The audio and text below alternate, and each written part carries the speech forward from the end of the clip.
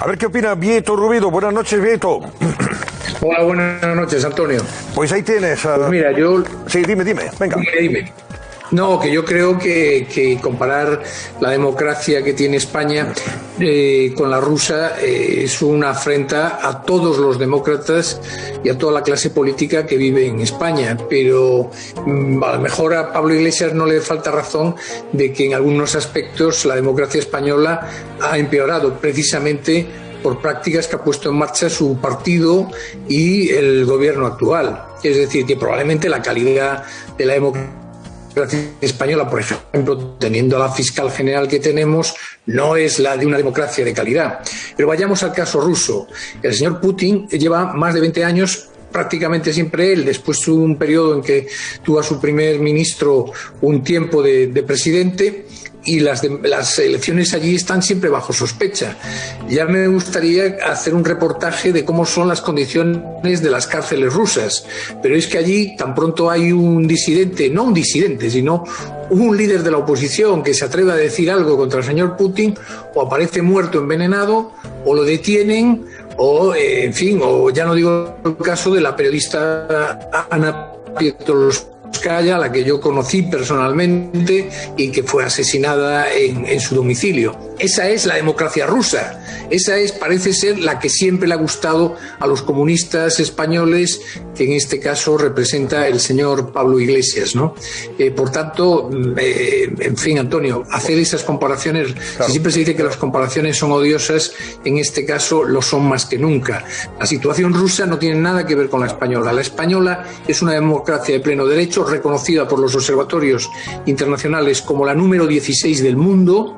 Y efectivamente yo puedo estar de acuerdo que hay algunos aspectos, por ejemplo la intromisión en la justicia, algunas leyes muy abrasivas con los derechos del conjunto de los ciudadanos, que empiezan a poner en cuestión la calidad de la democracia española. Pero no precisamente por lo que dice Pablo Iglesias. Claro, no precisamente por podría eso. Haber aprovechado precisamente los señores... Sí, yo podría haber aprovechado para decir que efectivamente no hay normalidad democrática en Cataluña cuando se ven las cosas que se están viendo en relación con los incidentes que se están dando en los mítines de Vox y las agresiones que están sufriendo sus dirigentes, los dirigentes de Vox y sus candidatos. En eso sí que no hay normalidad democrática.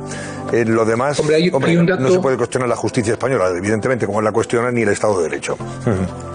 Hay un dato, Antonio, muy elocuente. Una imagen como la que vimos en Vic, claro, no se da ni en Francia, ni en el Reino Unido, ni en Italia, ni en Alemania, ni en el resto de España. Claro, solo se da en Cataluña y después en países africanos, del centro de África, donde suele haber, en fin, prácticas poco normales. Algún país, digamos, que podríamos llamar de república bananera de Latinoamérica, como Venezuela. Pero en los países civilizados, desarrollados del primer mundo, en democracias consolidadas y formalmente reconocidas, como es el caso de España, solo se da en Cataluña. Es decir, que los catalanes, los ciudadanos catalanes deberían hacerse, incluidos los independentistas y los nacionalistas tan arraigados en sus ideas, deberían reflexionar un poco si ese es el país que quieren, un país donde los valores democráticos están siendo arrasados.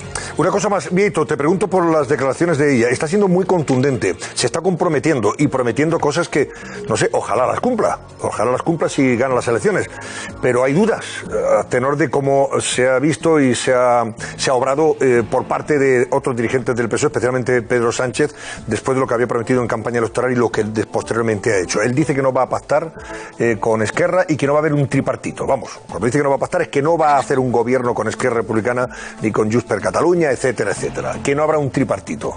¿Hay que creerle o no?